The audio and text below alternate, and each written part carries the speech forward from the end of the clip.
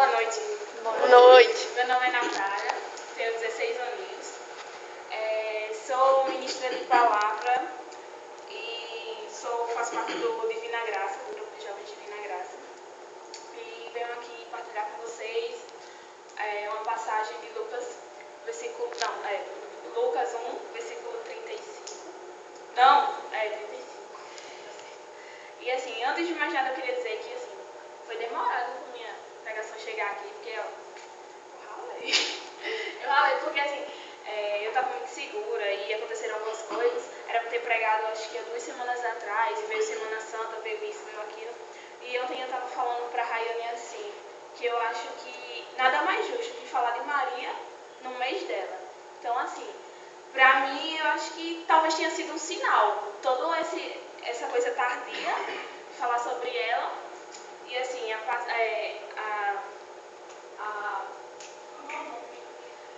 passagem é Maria, uma mulher de fé, cheia do Espírito Santo. Lucas 1, 35. E assim, primeiramente eu queria falar sobre quem foi Maria, para você. Maria, aquela mulher de fé, para muitos a mãe, para outros a intercessora. Maria cheia do Espírito Santo. Então, assim, Maria foi aquela que Deus escolheu e disse assim, é essa a mulher que vai dar luz ao meu filho. É essa que vai trazer para nós o Salvador. Não há outra pessoa no mundo a não ser ela. E foi tão maravilhoso assim, essa coisa dele determinar que foi ela, que ela disse assim, faça-se em mim segundo a tua vontade. Então, eu acho que não teria outra pessoa para compreender tamanhas maravilhas que Deus tinha proporcionado para a vida dela e para a vida de Jesus. Assim, quem tiver com a Bíblia, abre Lucas 1, versículo 26. Acho que é uma passagem que todo mundo conhece, principalmente o Ministério de Palavra, que fez a peça sobre essa passagem, mas eu não poderia deixar de ler com vocês. Versículo 26. Versículo 26. Amém? Amém. Vem manhar. Aí, ó, a Bíblia aí. Não, é porque manhar é só um som. Então, diz assim. No 6º mês, o anjo Gabriel foi enviado por Deus a uma cidade da Galileia chamada Nazaré. Foi a uma virgem prometida em casamento a um homem chamado José, que era descendente de Davi. E o nome da virgem era Maria. O anjo entrou onde ela estava e disse, alegra-se, cheia de graça, o Senhor está com você. Ouvindo isso, Maria ficou preocupada e perguntava a si mesma o que a saudação queria dizer. O anjo disse, não tenha medo, Maria, porque você encontrou graça diante de Deus. Eis que você ficará grávida do filho dele e dará o nome de Jesus. Ele será grande e será chamado de Filho do Altíssimo. E o Senhor dará a ele o trono de seu pai Davi. E ele reinará para sempre sobre os descendentes de Jacó. E o seu reino não terá fim. Maria perguntou ao anjo, como vai acontecer isso, se não vivo com homem algum? O anjo respondeu-lhe, o Espírito Santo virá sobre você, e a força do Altíssimo a cobrirá com sua sombra. Por isso, o santo que vai nascer de você será chamado Filho de Deus. Olha sua parenta Isabel. Apesar da velhice, ela concebeu um filho, aquela que era considerada estéril. Já faz 6 meses que ela está grávida.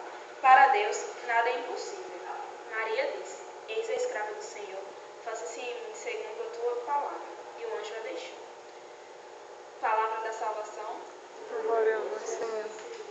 Então, assim, como eu já tinha dito, é mais um versículo que mais me chama a atenção aqui, é o 38, quando ela diz, faça-se em mim segundo a tua vontade.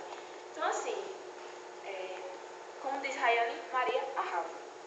Assim, ela já arrasou desde o primeiro momento, porque imagina você, principalmente assim, a gente mulher, chegar um anjo e dizer pra gente, ó, você vai gerar um filho e ele será o Filho de Deus, ele que vai salvar o mundo, sem nem você conhecer homem algum, sem nem você, como que eu posso dizer?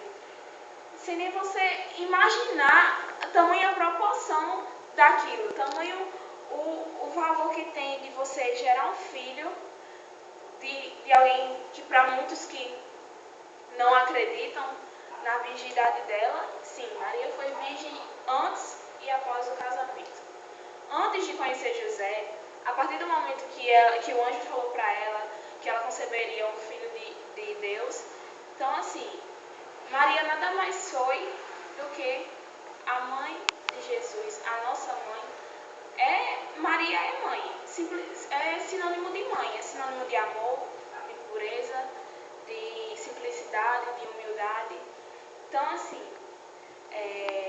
Maria não só foi isso, como foi exemplo de milagre. Foi através dela que Jesus realizou seu primeiro milagre, o do vinho. Então assim, como que eu posso dizer? Talvez se não fosse pelo sim que ela tivesse dado, talvez não, com certeza. Se ela não tivesse dado o seu sim para ele, para Deus, em conceber Jesus, nada do que a gente nem estivesse aqui. Talvez o mundo nem existisse ou as coisas não seriam mais como são. Mas assim, Jesus realizou o milagre de transformar a água em vinho somente porque Maria mandou. Somente porque aquela que era a mãe dele. Talvez a gente olhe assim, foi a humanidade, de mãe e filho. Ele apenas obedeceu a sua mãe. Mas ela é a mãe e ele é o filho. Então assim, o amor de Jesus e Maria, a aproximação que eles tiveram foi uma aproximação muito forte. Que, assim,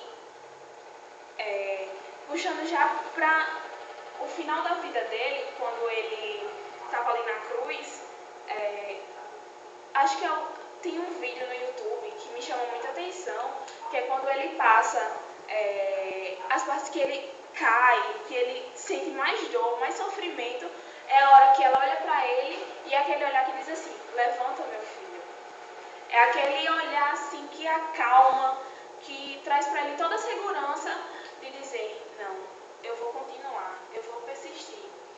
Então assim, Maria nada mais foi do que, além de mãe, de pureza, de humildade, simplicidade, ela foi a mãe que soube passar para o filho a segurança, a calmaria do que ele iria passar.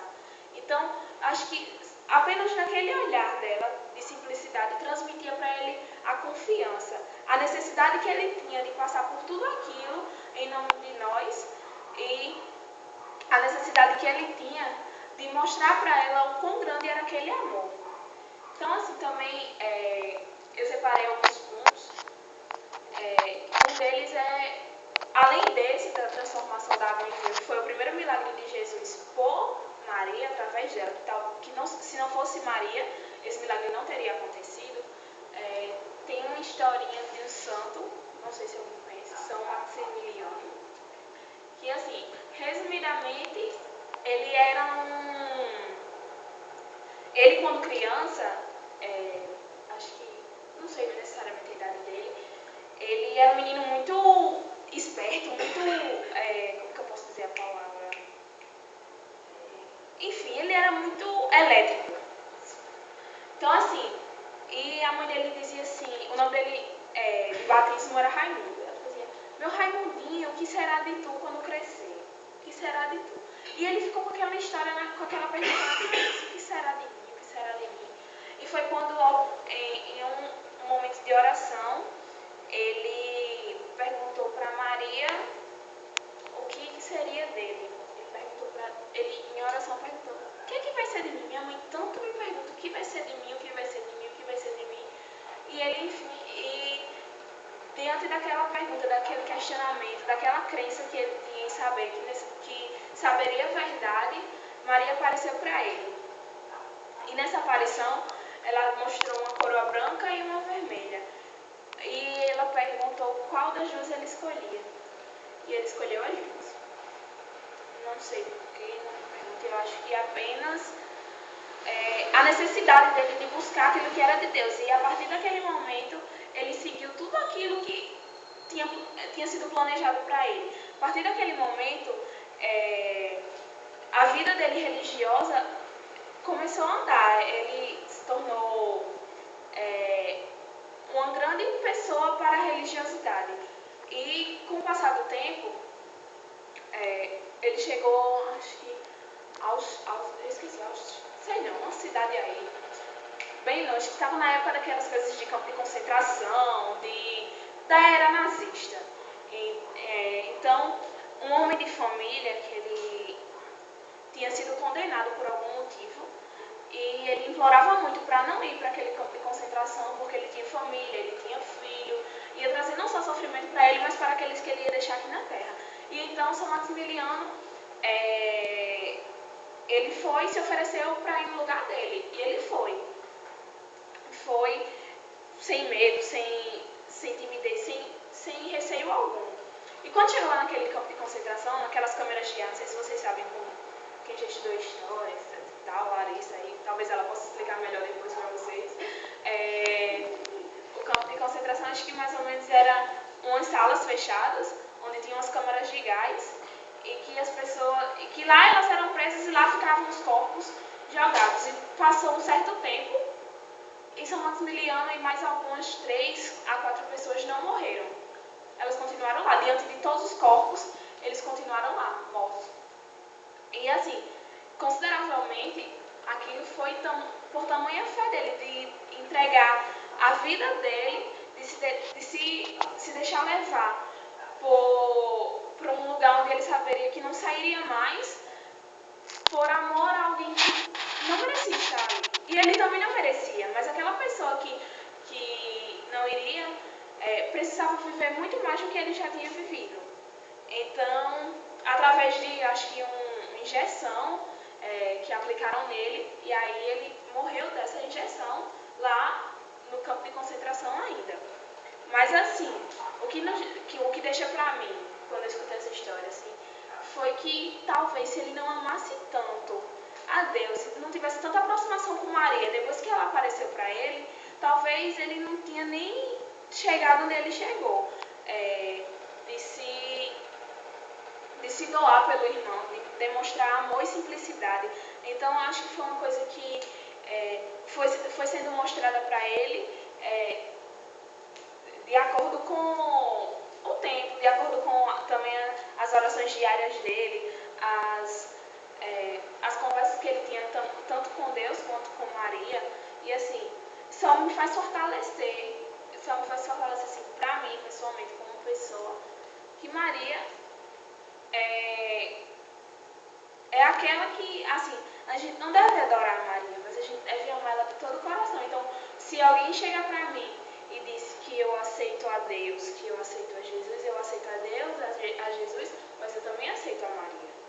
Porque não seria nada de Jesus se não fosse Maria.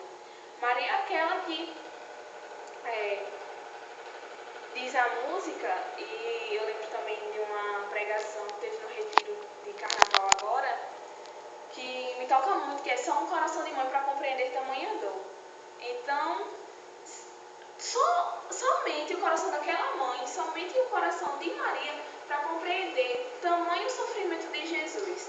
Então, se não fosse ela para dizer o sim, a partir do momento que o anjo lhe apareceu, se não fosse ela para dizer, meu filho, faz isso, meu filho, faz aquilo, meu filho, o teu lugar é servindo a Deus, o teu lugar é fazendo aquilo que te foi proposto. Então, assim, se não fosse por ela, nada de toda essa história teria acontecido. E assim, só nos faz crer cada vez mais, assim, só nos faz mostrar o quanto Maria é importante para a gente. Que por muitas vezes eu me perguntava por que eu não tinha dado tanto espaço a Maria como eu dava a tantas outras coisas, até mais a um santo do que a Maria. Então, assim, é uma pergunta que eu deixo para vocês. Que espaço vocês têm deixado Maria ocupar na vida de vocês. E aí, vocês quando chegarem em casa, quiserem meditar, quiserem